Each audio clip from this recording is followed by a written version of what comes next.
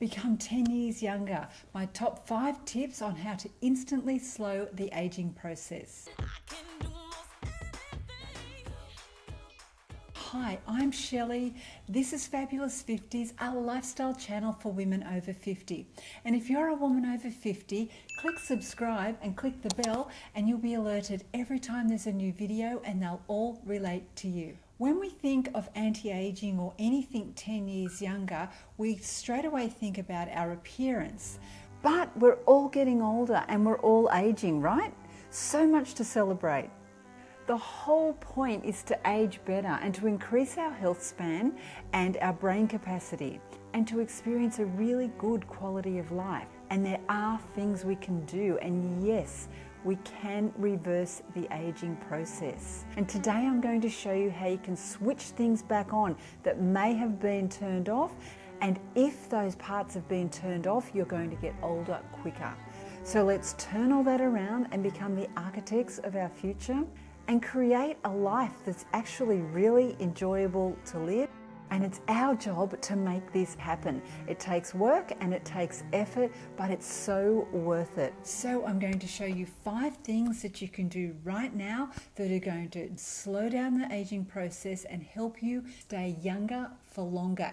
Tip number 1, use your non-dominant hand every single day for simple tasks, and then build it up to more difficult tasks. Simple things like using your mouse with your left hand if you're right-handed, cleaning your teeth, brushing your hair, or using a knife or a fork with the opposite hand. It is challenging. You try using your mouse with your left hand. I do it and I keep going back to my right, but this is what happens. You see, the brain is an organ that improves with mental stimulation. And if we don't use one side of our body, that side of our brain falls asleep. And the brain continuously adapts, grows, and rewinds itself through the growth of neurons. And when we get older, it's common that we experience memory loss, and we can't use our fine motor skills like we used to. And for the most part, the loss of our motor skills and our memory is just lack of brain exercise. So if we don't use our brain, it literally stops working and it falls asleep. It loses the knowledge. Using the opposite hand is going to strengthen your neural connections to your brain and even grow new ones. It's kind of like when you strengthen your muscles at the gym or doing a workout. It's the same thing. You build it and it grows. And if we're not using our left side of our brain, what's happening? It's just falling asleep. And then as we get older, it's completely forgotten what to do. So try this. It's really hard and it's hugely challenging. But that's what we need at our age. We need lots of things to challenge us every single day. Now, I really wish that I didn't know this, but I do, and hopefully it might help you. When my father was alive, I took him to the doctors to get tested for Alzheimer's. We weren't sure if he had Alzheimer's or not, so we took him for the test, and we were kind of hoping that it was just a phase he was going through. But the thing that probably shocked me the most in my whole life, was the doctor said to my dad to draw a clock on a piece of paper and put the hands in the correct place and the numbers. And I thought to myself, well, that's kind of weird. I wonder why he's asking Dad to do that. And Dad just sat there. He didn't know what to do. He kind of drew a circle, a strange looking circle. And the doctor said, well, where would you put the hands of the clock? And Dad just said, oh, well, I'd put them there. And he pointed, and the doctor said, well, how about you draw in where the hands should go? And I was in shock because my dad didn't know where to put the hands. And then the doctor said, where would you put the number 3? Where would the number 3 go on the clock? And it was kind of excruciating to watch because my dad, who was a very proud man, he felt embarrassed that he couldn't do it. So he had the recognition that he wasn't able to do it, but still he couldn't find the memory of where to put the 3. And he ended up putting the 3 where the 9 goes, but outside the circle. And that is one of the pre-tests they do to see if someone has dementia. But for me watching, it made me realize that it can just disappear like that. My dad was such a smart guy, and he was into life and into everything. And the shock of seeing that was, I'll never forget it. So this is another thing we can do. Draw a clock with your left hand and then add the numbers and the hands of the clock, just to get your left side of your brain working, because now is the most important time of our whole life, no matter what age you are, to make sure that your brain is functioning properly. And if your brain goes to sleep because you don't use it, we can easily use it more. My second tip is kind of strange, but it really is a good tip. You take your tongue and rest it on the roof of your mouth, and you try to train yourself to do that all the time. If you just think right now, where is my tongue? You'll find that it's probably just sitting just loosely down the bottom of your mouth. And that's kind of a lazy position for it, because your tongue's a muscle. And if you're pushing your tongue on the roof of your mouth, it actually widens your face over a period of time.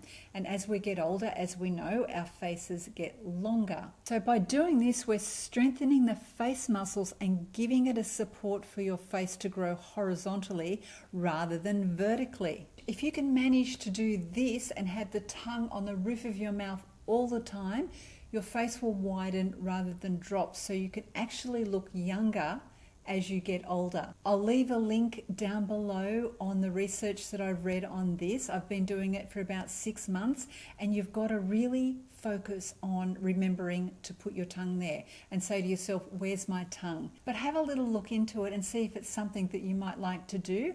But it makes so much sense and it's worth trying. My next tip is to get a sticky note and a black marker pen and write positive statements to yourself with your non-dominant hand, and then stick them all over the house. So this is pretty difficult, but it actually makes you very mindful about what you're writing. So you can write anything that makes you feel good, and then after a week, go and write the very same sentence and the very same statement that you've made about yourself with your non-dominant hand, and see if your writing has improved. You'll probably find it'll take you a while to get good at it. And this is a really great reminder for all of us that it takes time to become good at something. It takes a long time for us to learn how to walk, or to learn how to, read and write a new language. Anything takes a long time. And by doing this each week, you're going to notice your level of improvement. And you may not improve for a long time. So give this a try and let me know how you go. We look a lot older when we're stressed. So I'm going to show you a technique to do every day whenever you can think of doing it, and it instantly softens you. It softens your face. So I'm going to show you how to do this, and what you do is you breathe in for 5 seconds using a word or a phrase, and then you breathe out for 5 seconds using a different phrase. And it automatically brings you back into the present, and it softens you. And you will see, if you're really, really stressed, you get all angry and your face all shrivels up. But when you can relax and soften, your face softens, and it makes such a difference. So think of a word. Just think of a word how you'd like to be as you're getting older. So for me, I like to choose vitality. So this is what I do. I breathe in vitality, and then I breathe out negative thinking or stiffness or anger. Breathe in vitality.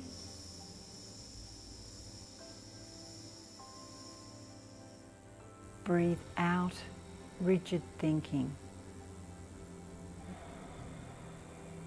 Breathe in abundance. Breathe out lack. Breathe in calm. Breathe out confusion.